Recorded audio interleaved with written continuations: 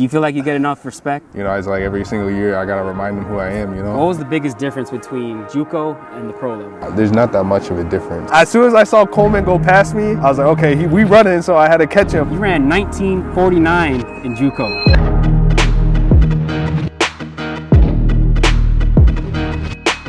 What's good, what's good? Welcome back to an episode of Kingsley TV. My name is Aaron Kingsley Brown. I post videos about the track and field experience, my life as a professional sprinter, so if you vibe with that, go ahead and hit that subscribe button and join me on the wave to 25,000 subscribers. Today, we got a special guest, my training partner, Kung Fu Kenny, Olympic silver medalist, JUCO legend, World Championship silver medalist. Talk to him, man. Hey, I'm glad to be here. Thanks for putting me on here. Let's get the ball rolling. Cool, cool. So today's episode is a fast talk episode. I haven't done one in a long time, so we're gonna bring this back. And who better to start off with than my training partner, one who's had a lot of success. Putting on the headband, Kung Fu Kenny Bednarek of the United States. So to dive into it, we're gonna start with who is you? That's the first segment. And first question, who's Kung Fu Kenny? Tell me all about it. Where'd that name come from? Where'd that character get started from? What's it all about, man? So you already know it. When we're on the track, you know, we all have our same uniforms, so everybody looking the same, and you can differentiate the girls with their nails and hair. So just wanted to stand out from all the other athletes. I wanted something to pertain to me, so Kung Fu Kenny has a set of values that pertain to me as humbleness, discipline, respect, and dedication, and I just want to live those on and off the track. So I mean, that's where Kung Fu Kenny came from. Okay. And that headband, that was all you? Yeah, like I said, it was just another way to kind of differentiate. Yeah, differentiate. So the headband, the bow, everything. I mean, that's who I am. Just, you know, the kind of the silent assassin, and you know, as Dave said, I'm a gamer, so I don't say much, but once I go on the track, my running speaks for itself. Can you do Kung Fu? I just started actually. Okay. So I got a little kick in here and there, but let me see the form. Give me a little Matrix Neo. I could do that after, but okay. Right now everything is kind of slow paced, just because, you know, my hamstrings and everything a little tight. I get you. You know, just learning just the basics, it's mind blowing, because I mean, some of the things that they did, I was like, holy crap, kind of. But yeah, once we get done with the season, I'm definitely going to do more in the off season. Cool. So what do you do for fun? What do you like to do outside of track? Like, who's Kenny off the track? I like to play video games, so I mean, I like to play COD, God of War. I like to take my dogs out to the park. Not supposed to do it, but I love to, you know, play basketball. So I'm a hooper at heart. I don't blame you. If I could, I would throw the football around a little bit, but you know, I just kind of like to do outdoor stuff. You know, anything that can kind of get my heart rate pumping. I mean, yeah, just anything that requires me to be active. I mean, I don't like to sit in the same spot for a while because I go crazy. Okay. So if you could have your intro song at a meet, what would it be? What's your go-to? What are you coming out to, man? Dang. For me, I feel like I would probably choose Drake is like the cliche because I'm from Toronto and all that, so maybe like Non-Stop or something. But even Grinding All My Life, you know, Nipsey Hussle. Oh yeah, I feel like that's a good one to come out to. I saw that Creed and I was like, yeah, I like that vibe. What about you, man? I say, what is that song that where it comes out saying you get in trouble? Oh. I don't even know the name of that one. That's a Migos song. I don't know why I like that song. Sometimes when we in a meet, I be listening to that. I ain't gonna lie. That's called Deads. That's what it's called? Yeah. Wait, who's the artist? Migos and 2 Chainz. Okay. This one, right? Yeah, that one, yeah. Okay. You want to say it? I don't remember the whole lyric. Just say Deads by Migos and 2 Chainz. Oh, Deads? Yeah. My go-to is Deads by Migos and what's the other? And my go-to is Deads by Migos and 2 Chainz. They're in trouble. I mean, I'm always a J. Cole fan, so. J. Cole, okay. Yeah. I go with him. And something with Kendrick Lamar as well. The name Kung of the Fu Kenny? Yeah, exactly. So what kind of music do you listen to? You said J. Cole, you said Kendrick. Who else you got on your playlist? Like I said, J. Cole, Kendrick. I listen to a lot of Afro beats right now. Like Burna Boy? Burna Boy, I mean, yeah, he's the main. I think everybody knows him. Yeah, so, but yeah, I started listening to a lot of them because I feel like a little bit of rap today is not really, it's not really syncing with me because some of the stuff that they're talking about is just kind of nonsense. That's my opinion. Yeah. But that's another reason why I kind of like J. Cole and Kendrick, because you know when you actually listen to what they're saying, you know, it actually has meaning. Yeah. So with that, I also like Eminem. Okay. But I like when he had his music like in the 2000s. Yeah. Slim Shady days? Yeah, exactly. But yeah, I kind of like those guys. So just anything that just has a good vibe and a good story or a message to send out there, like I love it. So when you're warming up for a meet, like let's say you're in Paris right now and you're warming up for the finals, what's in your headphones right now? Oh, honestly, I have a mix. So I'll probably play like 4 J. Cole songs, at least 2 Kendrick, and then the rest is kind of just mellow chill. So Afro beats, so anything that just kind of chill, that gives me just in a relaxed state. I used to kind of just listen to music where I was like amping me up the entire time, but I just got to the point where it's like, hey, my body, like I already know that something's gonna happen, so why amp it up even more so? So now I just try to find that balance, you know, just before we get on the race. And I mean, sometimes you've probably seen it, but there's been races where I'm kind of yawning. So it's like I'm not really tired, but I'm just kind of so like mellowed out and, you know, just going with the flow. Yeah, I do the same thing. Like the only time I really listen to like hype stuff is if it's really cold out. Like our race when we ran in, where was that, Gateshead? Oh yeah, Gateshead. That I need to pump me up, man. I'm like, we're about to go into this blizzard. We got to shivering. Yeah. So I need to pump myself up. But other than that, the race is gonna do that naturally. Yeah. So you got enough nerves already. Why add to it? So I like chill music too. Speaking of playlists, everybody has that song on their playlist that they're kind of embarrassed to tell people about. What's that for you? What's the most embarrassing song on your phone right now? If someone stole your phone and was like, all right, let me go through Kenny's music, and they saw one song that's embarrassing, what would it be? Honestly, like I already said, I like anime, so I got a few anime songs in there. It's in Japanese, so I don't know the actual name. Like, I don't know what the hell they're saying, you know, because it's in Japanese, but it's some of those songs out there. Was it like a theme music? It's like a theme music, and you probably watched Naruto in the past, but I have one of his songs out there. I think for season 1, they had that opening scene. I have one of those. That's one of the songs that I listen to. It's in Japanese? Yeah. Okay. Well, I haven't seen Naruto, but you did put me on a Death Note. So talk more about anime, man. What's your favorite shows to watch? Like I said, I like Naruto. I think that's my #1. Then I like Dragon Ball Z. I mean, I kind of grew up on those two. Death Note. Everybody grew up on Dragon Ball Z. Yeah. That's the show right there. You know, story-wise, it's okay, but you're all there for the we were there for the transformations. Let's be exactly. But I like those two, and then I like Death Note. I like Berserk. That's pretty short-lived though. And then, yeah, it's an older one. I like One Punch Man. That kind of has a little comedic side to it as well. But yeah, I mean, I pretty much love all of them. If they have like a good storyline and it's like not nonsense, then you got me hooked on it. Okay. You got to put me on the good ones, man. But some of them have like 20 seasons, man. I can't do that. I need one that's short, digestible. Like Death Note was a good one that put me on. So yeah, like One Piece. Like that. One Piece is one of the animes out there that's pretty good, but I can't get into it because they have like over 1,000 episodes. So it's like, that's just too long for me. If I didn't grow up on it, then I can't get in. Yeah. When I was in college and I had nothing else to do, sure, but now I got a family, kids, you know, I can't do 1,000 episodes, man. Cheat meal, what are you going with? It's the off season, you just finished up a long year, and you have a choice of anything to eat. Celebrating your success in Paris, what are you going for, man? I like a nice bowl of ramen. Okay, that's your cheat meal? Nah, I mean, you can have that at any time, no? I mean, you're right. Come on, give me some more. All right, so let me some nice cheesy pizza then. There we go. Yeah. There we go. Grease it up. I like that. I like just plain cheese though. Sometimes just plain cheese? What are you, 10? It's a kid's birthday party? Come on, bro. I don't know. I've always just been just a cheese pizza kind of guy. Sometimes I put sausage and spinach, but sometimes like, hey, if I just want a quick pizza, I'm just gonna get cheese. You're too dedicated, man. I thought you were gonna go like cake or like ice cream or something. You going ramen noodles and cheese pizza. I mean, I could say ice cream too. Have it every now and then, and the stomach doesn't really agree with it. Dairy free? Yeah, dairy free. Yeah. So, but honestly, when it comes to ice cream, I'll just say, screw it. Let me have it, and then my stomach regretting it afterwards. There we go. Get them bubble guts, man. Come on. All right. Speaking of music, we'll go back to that. If you could host your own Coachella concert, who are 3 artists that would headline your concert? Well, you already know the 2. So I put J. Cole, Kendrick, and we gotta hype it up. And it's Coachella. We need people lit in Travis Scott. There we go. There you go. There we go. Okay. All right. And if you're in the club, what's Kung Fu Kenny's go-to dance move? Hey, I can't move my hips. I don't have it. I don't have a dance move. What are you doing? The spotlight comes on you. TMZ's like, oh, we got Kenny B in the club. Hey, let me see something. Shoot, I might as well do it now. Go ahead. I got my drink in my hand. Oh, man. All right, so you're a Packer fan and you love NFL football. If you could compare yourself to someone in the league for what you do in track and field, who would it be? You know what I mean? Who would be your NFL comp that like resembles your career?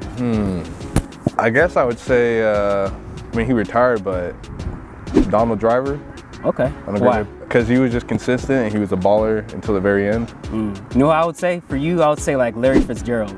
Oh yeah, that's a good one too. I love that dude. Yeah. Just every year putting up stats. It's been just like real humble, real like kind of under the radar. People don't realize how good he is. Hall of Fame career. Yeah, that's what I would say. That's a good comparison. I think they're both similar. Larry Fitzgerald used to be one of my favorite players. Okay.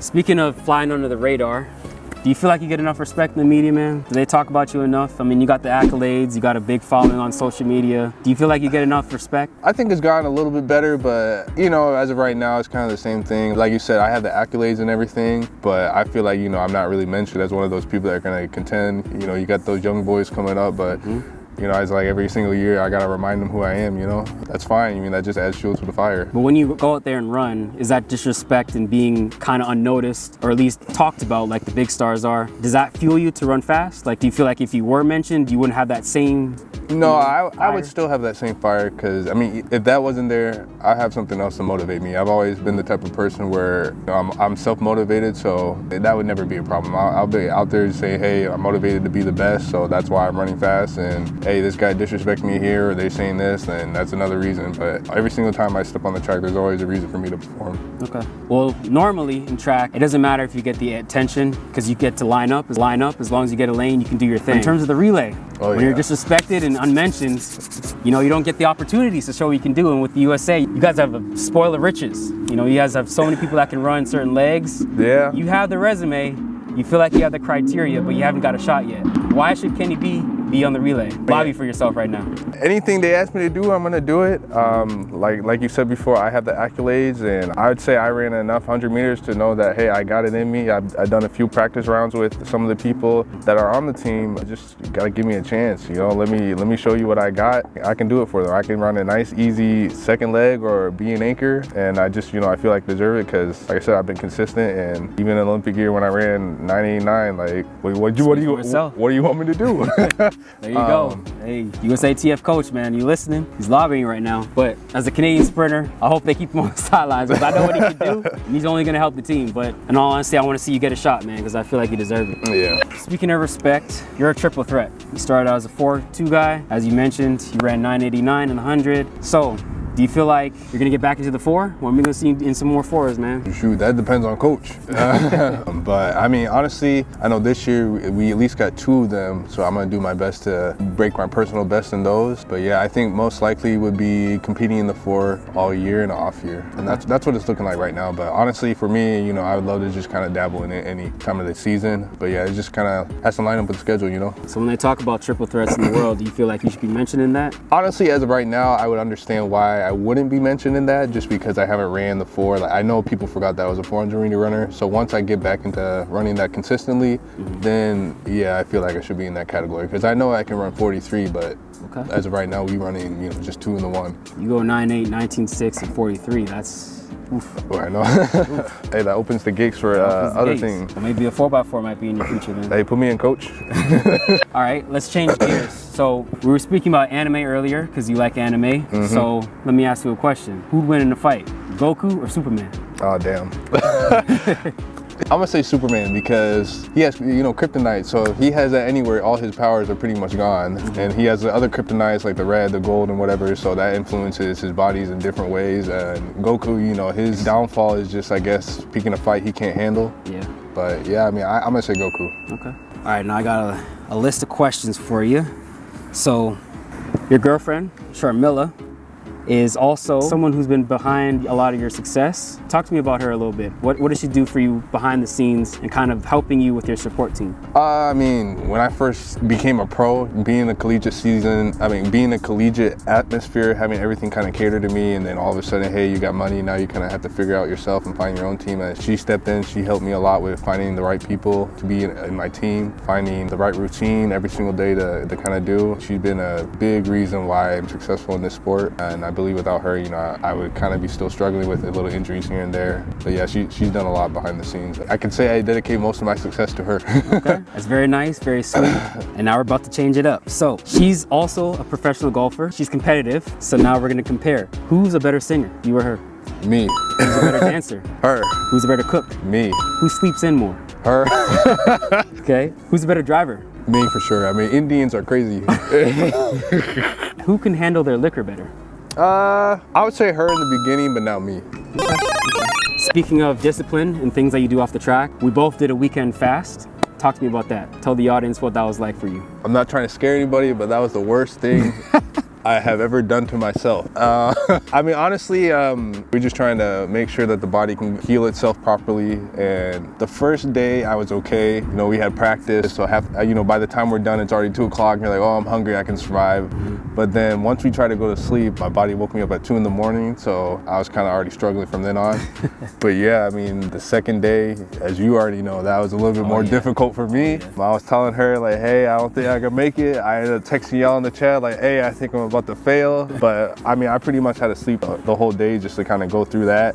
You know, body was aching here and there, but that's just, it was going through its reserves and trying to fix everything that needed to be fixed. And I mean, the third day I was fine. I mean, I ain't gonna lie, like when I first opened the fridge, I kind of opened it up and I was like, a little smile on my face, like I've never been so happy to actually see food. I swear every bite was like that much more flavorful, more juicy. Exactly. It was like, man, I've never had a strawberry like this before. Yeah, exactly. I appreciate it a lot more. After the 3-day fast, like body-wise, I feel a lot better. I mean, some of the things that I was dealing with my hamstring injury, you know, I still had a little scar tissue, a little tingle here and there. After that, like, I didn't feel anything. I mean, all the inflammation in my body, I think it kind of went away. So it was very helpful. It was definitely worth it. It's just, you know, it's a struggle going through 3 days without eating food. Well, you need that Kung Fu Kenny mental strength to get through it, right? Yeah, for sure. I mean, I believe most people, like, if they're not mentally strong, they're gonna fail. Right. Especially after the first day. So, but it's definitely worth it. And I mean, when you're at this level, if we can't get through one simple thing like that, how are we gonna get through the rounds, you know?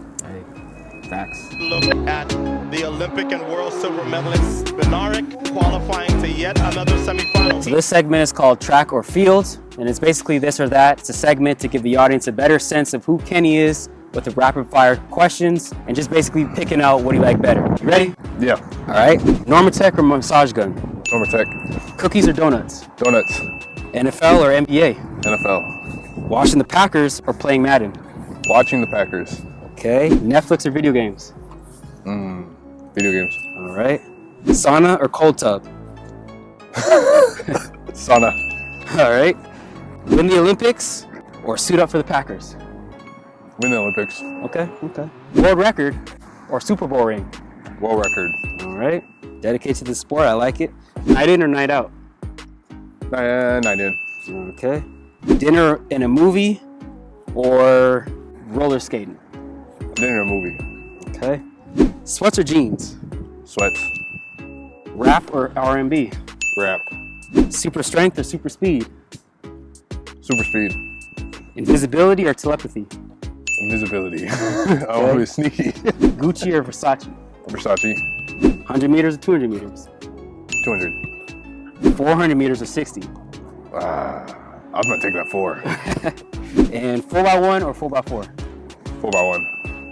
All right, there you go. As the silver medalist from Tokyo, Bednarek gets the best of the gold winner. So this segment is called Path to Pro. For those who don't know, I offer a program called the Pro Sprinter Blueprint where I teach young collegiate sprinters how they can go pro. And for Kenny, he had an unorthodox path to the pros. He actually came pro right out of JUCO. So we're going to talk about that. So take us back to JUCO, man. Everything that I've heard about JUCO is that when you get there, you're trying to get out as fast as you can. It's basically like prison. There's not much to do other than run track, go to school, run track, go to school. What was your experience like? I mean, yeah, that's pretty much what it is. I mean, when I realized I had to go to JUCO, I didn't want anybody to know. I was ashamed. And I mean, once I got there, yeah, it was just grind it out and get out as fast as possible. I mean, honestly, when I got there, I was like, okay, what can I do to be, you know, a one and done, you know, go to Division I. And I don't think pro was really in the picture until later on, but yeah, I mean, that was the plan. So when you went there, were you planning to transfer to a D1 after? Yeah, I wanted to go to a D1. I verbally committed to Oregon, and then I found out.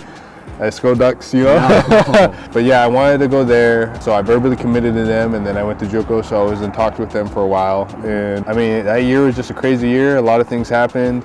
We had a few coaches come and go that one year. I don't want to get too detailed about it, but yeah. I mean, all I could say is that, you know, you got last chance you for football. I believe you can have that for anything in the JUCO level. That would be a great content idea, man. Last chance you for track. Oh yeah, for sure. Showing all the people trying to get out there. There's a lot of great talent, man. I know you raced guys like Terrence Laird back in the day. Yeah, and, Terrence. Courtney Lindsay, our training partner now. Yep. So a lot of greats that came out of JUCO. But for you, man, you ran 1949 in JUCO. Winnated, of course, but still, having your body go 1949, what'd that feel like?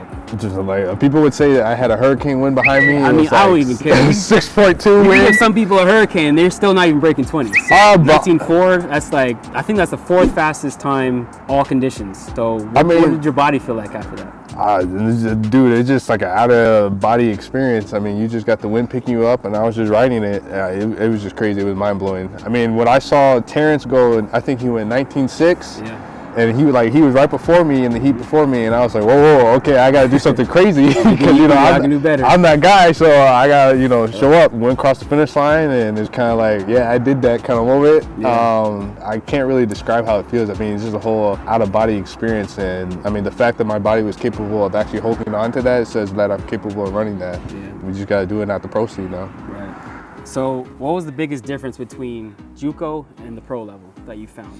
Honestly, I would say for the JUCO level, there's not that much of a difference. I mean, if you're in Division I, you kind of have everything catered for you. And I mean, at the JUCO level, you have a few things for you, but me having that transition and going from JUCO to pro, I mean, it wasn't that big because we had, I think, 1 massage therapist or 2 for every program in that school. So there'd be some days where we don't even have massage therapists because they're out with the soccer team or baseball team somewhere else. So you just kind of had to make do with whatever. And then going into pro, you just got to find the right people. And I mean, you're on your own essentially. So it's kind of like the same thing. It wasn't that much of a difference. I mean, obviously you got more money involved and you're traveling across the world and you get appearance fees here and there. Fans love you a lot more over in Europe. But yeah, I mean, for me, it wasn't that big of a transition. That's good. So basically in JUCO, you got to figure it out for yourself. The pro level, you got to figure it out for yourself. Pretty much, yeah. Really the only time you get spoon-fed is in college. Yeah, that's what I believe. And that's why I always say that if you're at the Division I level, I can understand why some athletes have a difficult time transitioning because, like I said, you have everything catered for you. And then now, hey, you're on the pro scene, yeah, you're making money, but you got to figure everything out by yourself if it's not there for you. And some people have a hard time just adjusting to that. You know, you pull a hamstring and sometimes they don't have the luxury to actually have that staff there for them, and then they got to just figure it out, you know? Yeah. So for the people who are in JUCO right now, who want to go pro, they didn't make a D1, but they still want to go pro eventually, and they're kind of discouraged and they feel like, oh, I have to go D1 in order to make it. Give them some words of inspiration, man. How can they make it? That's all noise. I mean, you just got to grind it out. I mean, just do everything your coaches say to do. You got to make sure to be disciplined. That's the number one thing. And if you're disciplined and, you study and do everything that you need to do on and off the track, I think you're capable of achieving all your goals. That's what I did. I only went to like 2 parties, and then after that, the entire year, it was just, hey, track, chill with my friends, play video games, play basketball, whatever. But I didn't do too much. You got to recover every single time. You're damaging the body by running, and yeah, you just got to be very disciplined in order to get to the next level. Well, speaking of which, you had a successful transition from JUCO to pro. Your accolades, let me actually make sure I get this right. We know you're Olympic silver medalist in the 200, you're a world championship silver medalist in the 200, 989 PR in the 100, 1968 PR in the 200, 44.73 in the 4, Diamond League champ in 2021. And you also, not a lot of people know this, you have the record for the most sub-20s in a season with 11. The most Bolt ever had was 5, just for people who don't know that. Oh, wow. Did you even know that? I didn't know how much Bolt had. Oh, okay. But and you've also run 21 sub-20s in your career, which is, I believe, is 4th all-time behind Noah, Bolt, and Spearman. Yeah, that sounds correct. Yeah, so you successfully were able to make that transition. What would you say was the biggest key for your success going from JUCO to the pros? Just being disciplined. I wouldn't have accomplished half the things that you read out if I wasn't disciplined. I mean,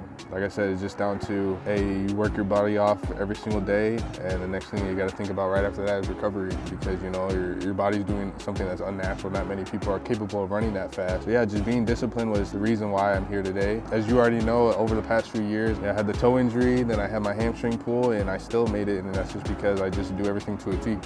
Do you like running the 200? I like it. But it gets to a point where I'm like, man, I'm tired of doing this. I mean, you already know the year 2021 when I ran that many sub-20s. I was right there with you in a lot of those races. Yeah. We're on the line like, man, another 2? Exactly. So, I mean, I tried to see if I can get in the 100 in any of these races. I was like, nah, they don't want you out there. So I'm like, okay, I guess it's another 2. And I mean, honestly, I would say mentally I was a little pooped out, but physically I had another one in me. I mean, you did it. You banged out 11 sub-20s, a new record. So I say that it went pretty well. Yeah. But talk about your opportunities in the 100. 100, man. Why is it so hard for you to get races in the 100, do you feel like? I mean, there's a lot of politics, you know, lane draws, all that. They're gonna want some of their people to have a lane out there. You're also American, so. Yeah, also American, so you got that. You know, they don't want to have a certain amount of Americans in the race. Yeah, exactly. I mean, most of the top guys are in the U.S., so, I mean, like, it's just basically politics, as you already know. Because, I mean, running 989, like, I already have that. I cemented myself as a 100 guy. So, I mean, that's pretty much it. That's why. Yeah. Well, I mean, you still have your lane in the 200s, so at least there's that. Yeah, this year, you know, I'm trying to shake it up a little bit in the 100, run a few more and see what I can do with that, try to make the team and get on that relay and, you know, try to double. So what were some of the mistakes that you made when you went from JUCO to pro that you could tell a young person to look out for and not fall in that same path? I would say my biggest thing is nutrition. When you're in college, you kind of just eat whatever. I had ramen noodles, not like, you know, the fancy one, just the instant Cup ramen. noodles? Yeah, the couple noodles, the instant noodles. So yeah, just for me, the biggest thing that I had to change was just my diet. I had a gluten intolerance problem, so over time my body started rejecting gluten and I was having a lot of stomach problems here and there, and that's kind of when I got more heavily detailed on what I should put in my body. And I mean, that's the most important thing that you gotta worry about as an athlete, because for us, we gotta treat our body like it's a car, and if you're putting bad gasoline in there, then something's gonna give sooner or later. So honestly, for these JUCO kids, college kids, that's the number one thing they need to focus on, just diet and recovery. It's key, man. All right, so you're one of those raw, talented guys that didn't really plan to go pro in track. You kind of just were steered there because you had so much raw talent. And you're honestly one of the most raw, talented guys that I've trained with, going out there and just not even knowing what you're doing, just running fast by accident. So what was one thing that you learned about the pro level when you got there that you didn't know about before? Because you didn't really watch track going up. So what kind of surprised you when you finally got there? Honestly, I would say technique. Technique, okay. When I was running, I always had compliments. Oh, your form looks great, blah, blah, blah. And then once I got to the pro scene, it's like, hey, your form is shitty. So you just got to clean up, you know, so many different things. You got shin angles, how you're pumping your arms, you know, simple things that, like, you can't have your back arched when you're tired, all those little things. For me, that was very humbling. I mean, everything else was kind of easier for me to digest, but it was pretty much just fixing technique, because it's like, hey, you've been doing this for so long. Because I've been doing track for a while. I was running like in elementary, you know, running from elementary. Then when you're 20 something, you got to change, you know, simple things here and there. It's just very difficult to change it like that. Yeah. So I mean, for me, that's what it was. Well, for people who don't know, when I say raw talent, this guy is really annoying to train with sometimes, because I'll be dying and he'll be like, yeah, I'm dying too, and then he'll go out and run faster than he did in the last rep. So it's like, I can't take your word, man. You're setting me up. They call me a sneaky boy. Yeah, he's a sneaky boy for real. So don't let him fool you if you're ever training with him. But man, I'm feeling a little tight right here. Yeah. That's the line right there. You know the other one, right, I'm like, hey, what are we gonna do? What are you gonna do? Yeah, he'll say, oh, I'm chilling, and then boom, take off. But run through people what your typical day looks like as a pro, because a lot of people don't know what our day looks like, what we kind of do on a day-to-day basis as a professional athlete in track and field. What does that look like for you? So you already know I'm waking up by 7:45, eat breakfast, put my clothes on, get to the track by 9, do our warm-up and everything, and then we pretty much do our runs at like 10 to 10:45, 11, depending on what mood he's in, what mood everybody else in, how slow or fast today is. Then we got the weight room right after, and depending on that day, I dread it, you know, because sometimes my body be a little bit more stickier than others, and I'm like, man, I want to go home. You already know how long it can get, but sometimes it can get we done in the gym by 2:30, 1:30, 2 o'clock. That's the average range, and then after that, go home for about an hour and get food. Right after that, it's recovery time. So, you know, ice bath, sauna, massage, chiropractor, whichever day you have that on. And by the time I'm actually done with my day, it's already like 5:30, 5 o'clock. Yep. And I'm already thinking about the next day, you know? So you got any downtime? What do you do for fun? I mean, I pretty much give myself a couple hours to just play the game, you know, chill with the dogs. Sometimes if we have enough time, if my body's not feeling too crappy, we take the dogs out on our little scooters that we bought. And then after that, we just pretty much kicking in and watching our shows. Speaking of the game, you do play in a Madden League with some of our teammates, Kyrie, Melissa, Dez. Yeah, we got a little Madden League going on. Yeah, talk about your Madden League, man. When are you gonna stream, man? When you get your Twitch popping? So, I mean, I just started doing the whole Twitch thing. My girlfriend doesn't like it as much as I do. But yeah, I got me and a couple of guys in it, and I mean, we just having a blast. And very competitive league. We try to keep it realistic because, you know, with video games, there's going to be a glitch here and there. But I think last season I went 14-4 and I lost in the first round. Oh no! Like the Dallas Cowboys over here. Exactly. I choked. So damn, Dak. I mean, that's something I like to do. I like playing video games, but I like to play it more with friends, and that's why I pretty much got into video games, because I mean, I use that as a way to kind of get away from the real world and just bond with my friends and talk about whatever, talk crap or whatever we want to discuss. And I'm actually going to be twitching that a little bit more. I need to get some fans in there, you know. Go ahead and plug your handle, man. What's the Twitch? Kung Fu Kenny 98. All right, go follow up. Get your streamers up. Yes, sir. Kenny Bednarek, second in the US trials, looked brilliant in qualification for this final. All right, so this segment is called Race Breakdown, and it's self-explanatory. I'm gonna pick 2 races to break down, and I'm gonna specifically choose ones that the audience might not expect, that they might not have seen, with cool stories behind it, and then he's gonna do the same with his selection of his own. So my first one, go ahead and talk to the audience about this race. Oh, so this is the race in Des Moines when I guess it was my coming out party in 2019. You know, I was out. Oh, actually, no, this is a different race. Oop, skip that. I started with the surprise first. This is the surprise race? Yeah. Do you know what it is? Yeah, it's the finals, right? Yeah. So we got the finals here, 2021, when I ran my 989.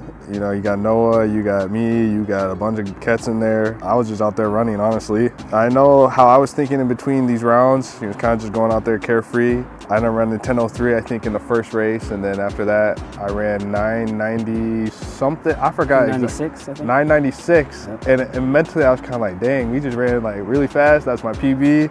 So ain't no way we're gonna run faster than that. So, you know, in the finals, I was feeling very confident. I just got to the point where it's like, dang, I can actually win this thing, because, you know, I was PBing every single round. That was my mindset before the gun went off. And yeah, I'm about to start. As soon as the gun went off, you know, it was just go, go, go, go. Honestly, for me, I think if I ran a few more 100 meters during the race, I would have been more mentally tapped in, because while we were running the race, I was kind of like, okay, we moving. And, you know, I was right next to Justin, and unfortunately, he ended up pulling his hamstring. So when I saw that, I was like, oh, that guy just pulled his hamstring. And then I almost went into Fred's lane, and then I was like, okay, I got to get back in the race. And honestly, I didn't even really know what happened at the end. And as soon as we just crossed the finish line, I was just looking to see where everybody was at. And then once I saw the 989, I was like, oh shoot, like I didn't even know I had that in me. And then I was kind of upset, because, you know, I got edged out by Fred. But yeah, I mean, overall, I felt like I had a really great race in there. And, you know, I was just a little disappointed because I got edged out, but then I was also thinking I just made the relay team, you know? Yeah. And that was a goal that me and Coach wanted to have. So, I mean, I was having a lot of fun during that time. Well, let me tell you what I saw from my perspective, right? So whenever you guys go to USA trials, I'm always watching, I'm nervous, I'm pulling for you guys, because I know it's the hardest team to make in the world. Mm-hmm.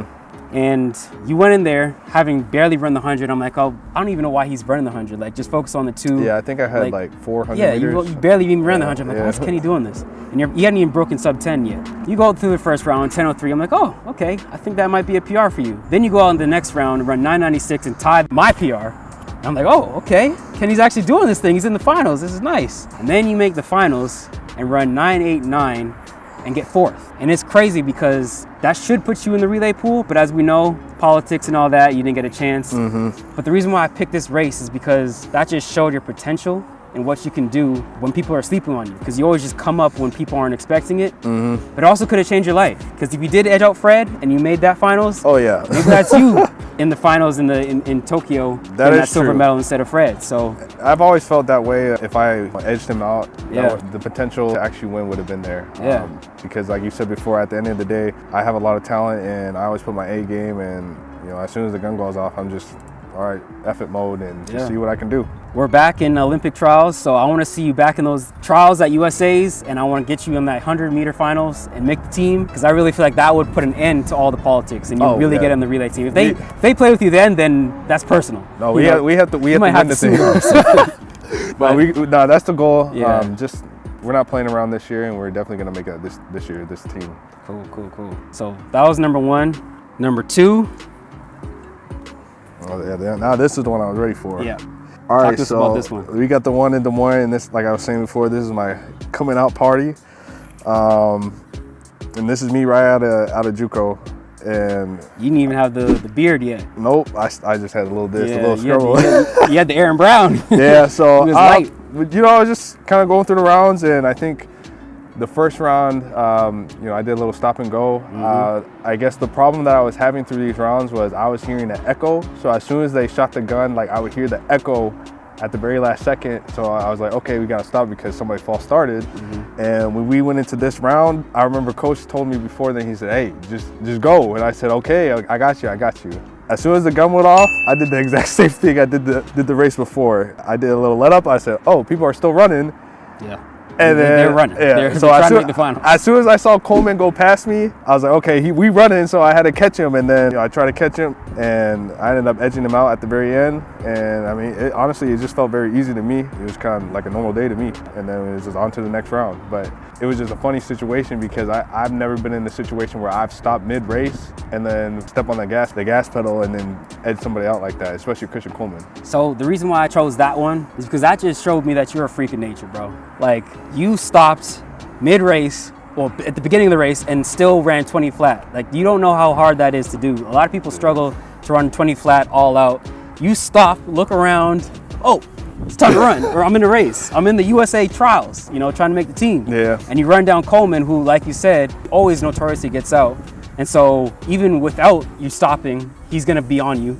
You stop, he gets on you, you run him down and still have time to shut down at the end. I was like, all right, this dude's different. Yeah. You know, and that was our first year training together. And when I was watching that, I'm like, okay, this guy's legit. Like, this guy's gonna be a star. That's when I really knew you had the potential to be a big guy, and you went on to do big things. So yeah, that was when I was just not thinking about anything, just running raw. Just running carefree, just raw, pure potential out of JUCO. Like, when I first saw that 19.4, 19.8, I'm like, it's JUCO stuff. I don't know if he's legit. But that, I was like, okay, this guy's got some serious talent. Yeah, we need to get back on that though. Yeah. So those are my two picks. What you got for me? This year we had our Diamond League race in Brussels, and as you already know, I had the demons talking to me. But I think it's because we went to Zurich the week before, and it was very cold, and then I think it was raining at that race, and I think I caught like the flu or COVID or whatever it was. So when I was going into Brussels, I had a headache. I think I had the fever, and then I couldn't function properly. So the day before, I was complaining to you guys saying like, man, my head hurts, and we were doing our warm-up drills, and I was like stopping. You guys like, you good? I'm like, nah, my head's about to explode. And then, you know, then we did that practice start. Me and Kyrie are gone, and then we look back. You're on the floor. I'm like, what are you doing? So yeah, I was going through a rough time the day before the race, and I mean, I talked to massage lady Jerica, and I was like, what I gotta do, and I just ended up taking an Advil and went to bed and drank a lot of water. And during the warm up for the race, I kind of still had that headache and just the flu symptoms. I was coughing a lot, and yeah, I was just sick. So, you know, going to the race, I think I cracked a joke too. I said, hey, if I'm coughing a lot right before the race, like the gun goes off, I'm gonna put my hand up because, you know, obviously I don't want to be coughing when they shoot the gun. So, I mean, honestly, as soon as they shot the gun, it was kind of like, all right, enough BS, just go time. And for me, like, that was a very significant race because that was the first time I actually was down sick bad. And I keep telling people that's like my Jordan race, you know, the flu game. Man, I ended up running 19.79 at that race, and I think that was my personal best for the year. It was a pretty tough season last year. But yeah, it was my flu game. Execution-wise, I felt like I did everything right. And I mean, right after the race, you know, I had the headache and everything, but I ended up getting the dub. Yeah, like you said, in the pre-meet, you were falling out, and I was thinking in my head, ooh, I don't know if he's got it. Yeah. You know, because we're boys and we're competitors at the same time. So I'm like, okay, maybe this might be the one. But of course, you pull out your flu game. We both left that one happy, and we had a nice moment at the end where they caught on camera and we're dapping and we're happy. We both were in SBs. That was my first sub 20 of the season. It was an up and down year for me too. So I felt like that was a good race where we could actually show like, all right, if we just stop overthinking things and just go out there and execute, this is what we can be doing. This is what we should be doing, you know? So we got to bring that into 2024. Pretty much we just had to simplify things. And once we simplify it, then everything is a flow. And that's what we're going to do this year. Your next race. My other race, has nothing to do with pro. This has to do with high school. Okay, taking it back. So I'm going to take it back to my high school days. I think it was my sophomore year. And I remember we were indoor. It was in the indoor season. And my coach and I decided to run the 800 meters, you know, just to kind of build that strength up for the 4.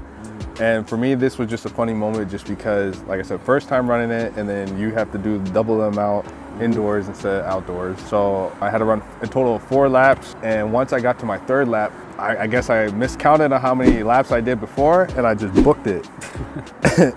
And then when I crossed the finish line, I went to a dead stop, and then my coach was like, "What the hell are you doing? You got one more." And I was like, "Oh shit." So Where'd you finish? I ran 2 minutes and 2 seconds, so that was pretty decent, but it was just a funny moment because, like I said, I've never put myself in a situation where I've gone to a dead stop besides obviously pro race. Yeah. But right as soon as I stopped, all my muscles started and the lactic came in, and after that, I was running as slow as hell the last 200 meters, and it was just the worst last part of the race I've ever done in my life. But I still won. But I don't know how. Because if you sprint and then you're not even done yet, like you empty the tank, I don't know where you go from there. So just mental toughness, man. Yeah, you gotta go through that booty lock. Yeah, that's crazy. Damn. Lane 3, Kung Fu Kenny Bednarek. He set a personal best in the semifinal. Okay, so now we got fan questions in this segment. I put down a poll in my Instagram stories asking you guys for questions, and now I'm gonna pick the best 3. So first up, we got one from Aaron G. Hall, who says, what are Kenny's favorite non-QB Green Bay Packer players of all time? Wow. Honestly, I'd probably say Kurt Warner. I like. That's a throwback, damn. Yeah, that is a throwback. I like Montana. Oh, super throwback. And then I also like Ben Roethlisberger. No Brady? No Peyton? Nope. Okay. I don't like them. All right. Manny Hustle says, if you could design your own spikes and lifestyle shoe, what colorways and styles would you use? Honestly, I have a like animated theme because like I said before, I like anime. So Naruto? Yeah, something like that. Have some kunais and some shurikens on there, and then have my own little head. Like I got my own headband design on there, and I don't know what you just said. That sounded like gibberish. Was that Japanese? Yeah, kunai is like the little knife thing they got, and then the shuriken is the star thing that they throw. Okay. See, Kung Fu Kenny, man. Yeah. All right. Noah Devil 18 said, why do y'all love wearing headbands? Because it makes me look cool. I don't know. I don't like showing my forehead. For me, 2 reasons. One is because back when I played basketball, I liked Allen Iverson, so I always wanted to look like him, and I kind of just carried that on from when I was running in track. And 2, sometimes when you're overseas, you're over there for a long time and you can't get a haircut. So when you have a headband, that is true. Covers it up. That is true. So that's the 3, but I'm gonna do one more just cause. Number 4, what's the one thing that clicked in y'all's head that led to you guys running elite times? Honestly, it's just like I said before, just simplifying things. I mean, I know a lot of athletes have the problem with just overthinking, and us as pros, we have those issues with overthinking. And once you just simplify everything, you just let everything flow and just let your natural talent carry you, then the sky's the limit. I mean, simple thing you got to work on. Like I told you before, one thing I focus on when I'm sprinting is just work on my knee lift, and then everything else is easier. For me, it's just not focusing on what can go wrong, but focusing on what can go right. Because a lot of times I'm worried like, oh, if I don't run well in this race, I'm gonna get reduced, or I'm not gonna get back in this next meet. I'm gonna be kicked off the circuit, and all these bad things are running through my head. That's just a bad space to be operating in. But instead, think about what can go right and think, all right, when I do well and kind of putting it out there and manifesting your success, then it kind of just translates into the way I run. And I put less pressure on myself, go out there and just flow, just let it happen. All right, so we're about to get out of here, but before we go, Kenny, what's one thing that you want people to know about you that they might not already know? I love instruments, so I used to be in band when I was in middle school. I used to play the trombone. I wanted to be in the percussion, but everybody wants to be a percussionist. I'll be playing musical stuff on Apple Music, like just hearing the violin or something like that. It just gets me in a nice mellow mood. And I just love listening to, I listen to a guitar guy as well. I forgot what his thing's called, but he just plays like songs for movies and wherever, like video games or whatever, and he's amazing at playing the guitar, and I want to learn how to play it sooner or later, Okay, so when you're done, musical career or what? Just mess around with some instruments? I'm gonna be doing a lot. Yeah, messing around with instruments, just doing all sorts of things. Okay. All right, we're gonna get out of here. Kenny, tell them where they can find you. You can find me on Instagram at Kung Fu Kenny. Same thing with Twitter, or you can call it X now, and same thing with Facebook and TikTok. Cool, go follow me as well. Aaron Kingsley Brown on YouTube, Kingsley SC on Instagram, X, TikTok, all that good stuff. But we're gonna get out of here. Kenny, appreciate your time. Thank you for having me on. Yes, sir. Don't forget to hit that like button and subscribe to the channel to join me on the way to 25,000 subscribers. Thanks for watching, and I'll see you in the next one.